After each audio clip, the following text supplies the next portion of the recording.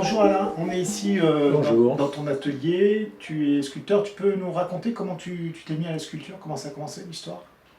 Alors, est-ce que je peux... D'abord, je suis pas sculpteur, je sais que les sculpteurs font des différences. Le sculpteur, c'est celui qui travaille la pierre ou qui travaille le bois directement. Moi, je fais du modelage et je travaille la terre. Et alors, je sculpte, mais en terre, en argile.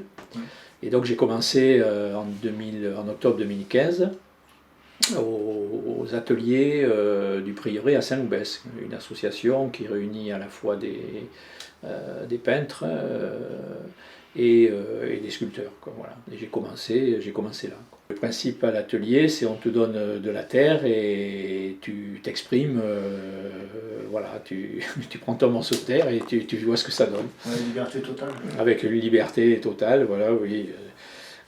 Et donc, mais donc après j'ai surtout travaillé de mon côté, chez moi, et en regardant des vidéos, des livres pour savoir comment ça se passait, comment on faisait.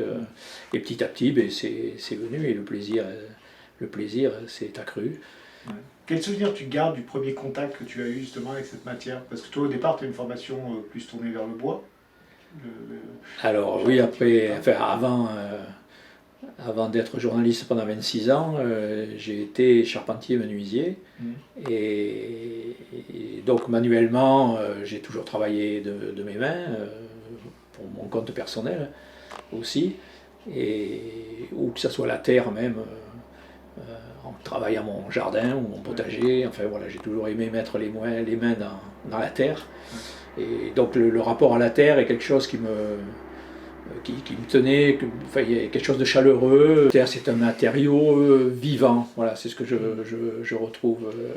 Une pression sur la terre ou quelque chose de suite, ça se modifie et en fait, parfois, tu démarres quelque chose et la terre se transforme et amène autre chose que tu n'avais pas imaginé, quoi. Donc c'est assez intéressant le rapport qu'il y a avec ce matériau, quoi, qui est très souple, qui peut, dans une certaine mesure, pardonner l'erreur, parce que tu peux le corriger plus facilement qu'un sculpteur sur bois ou sur pierre, même s'ils le font, bien sûr. Mais enfin voilà, moi ça me convient parfaitement, la malléabilité un peu du matériau, quoi. Alors ce qui s'est passé,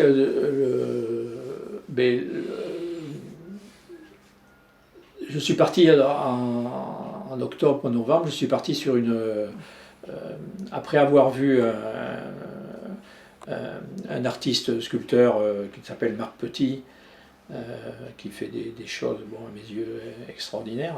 Et en même temps, je cherchais à donner du mouvement à la terre et tout. Donc cette rencontre entre ce que j'ai vu de Marc Petit et un jour d'avoir vu des ceps de vigne tordus et enfin, le côté anthropomorphique des ceps de vigne. Il y en a certains qui ont des formes humaines, un peu comme je disais, les nuages, quand on regarde un nuage, on voit une forme. Voilà. Un cep de vigne, parfois, on regarde un cep de vigne et il se dégage quelque chose. Et ça m'a donné l'idée avec la terre d'essayer de se rapprocher, de sculpter ça, quoi, de sculpter ces mouvements, ces torsions, ces sillons. Voilà, avec la terre naturellement, le sillon du tracteur, enfin voilà, il y a tout un cheminement intellectuel, si on peut dire, qui s'est passé et ce qui a abouti à cette série de personnages, enfin de sculptures que j'ai commencé donc en octobre l'année dernière. Est-ce que tu as déjà exposé ou est-ce que tu gardes pour l'instant tu travailles un petit peu alors j'ai exposé l'année dernière à Talence avec l'association SATA, qui fait une grosse exposition. Alors là, j'avais pas du tout commencé cette série, j'avais fait une tête de gorille, et j'ai exposé cette tête de gorille qui a obtenu la médaille de bronze de la ville de Talence, donc c'est une satisfaction personnelle. Le premier qui a eu la médaille la médaille d'or, c'est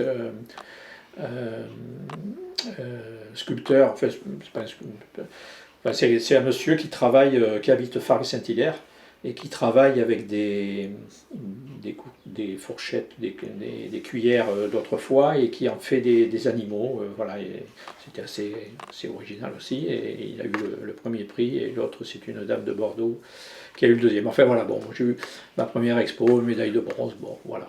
Un joli chemin en 4-5 ans, quoi. Voilà, c'est ça, en peu d'années, je me dis que bon, mais c'est bien, puis je continue, puis parce que c'est jamais fini et que